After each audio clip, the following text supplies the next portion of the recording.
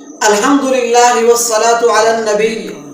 اب ایک بات آپ نے بہت زیادہ سنی ہوگی کہ ہمارے تبلیغی بھائی جو ایک بول بولتے ہیں، اور یہ بول ہر ایک کو بولنا چاہیے، ہر ایک کا عقیدہ ہونا چاہیے کہ اللہ سے ہونے کا یقین اور غیر سے کچھ نہ ہونے کا یقین ہمارے دلوں میں آ جائے۔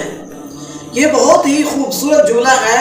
میں کہتا ہوں کہ اگر اس جملے کی گہرائی کو دیکھا جائے تو بہت کچھ انسان حاصل کرتا ہے، کہ انسان کا عقیدہ ہی یہی ہے کہ اللہ رب العزت کی ذات کے اوپر، کہ اللہ سے ہونے کا یقین، غیر سے کچھ نہ ہونے کا یقین ہمارے دلوں میں آ جائے۔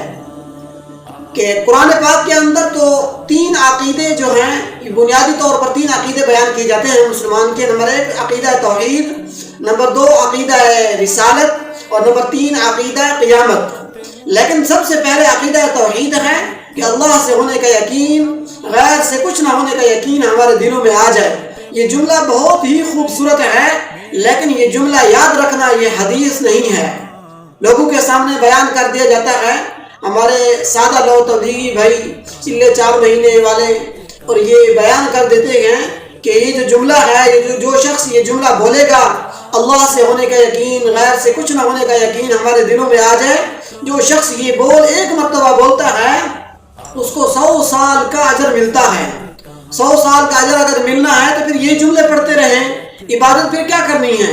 بہت سارے ہمارے تبلیغی بھائی جو نئے چلے 4 مہینے والے ہوتے ہیں، اور لوگوں کو یہ بتانا شروع کر دیتے ہیں، بھائی گشت کے اندر تو دعائیں ایسے قبول ہوتی ہیں، ایسے قبول ہوتی ہیں جیسے بنی اسرائیل کے انبیاء کی دعائیں قبول ہوا کرتی تھی۔ یہ شک نہیں ہے کہ اللہ رب العزت اس راستے کے اندر دعائیں ضرور قبول کرتے ہیں۔ یہ انبیاء والا راستہ ہے، نبی اکرم صلی اللہ علیہ وسلم کا راستہ ہے، صحابہ اکرام کا راستہ ہے، لیکن اس کو حدیث رسول بیان کر کے بیان کرنا، حدیث رسول بتا کر بیان کرنا، یہ انتہائی غلط بات ہے۔ دوسروں کو ترغیب دے رہے ہیں کہ دعائیں مانگیں، گشت میں جائیں، اللہ کے راستے میں گشت کریں گے تو دعائیں بنی اسرائیل کے انبیاء کی طرح قبول ہوں گی، اور خود اپنے آپ کو اس حدیث کی نسبت رسول اللہ کی طرف کر کے خود کو جہنم کے گڑھے میں ڈال رہے ہیں۔ یہ کیسی نسبت ہے؟ یہ کیسی گھٹیا حرکت ہے؟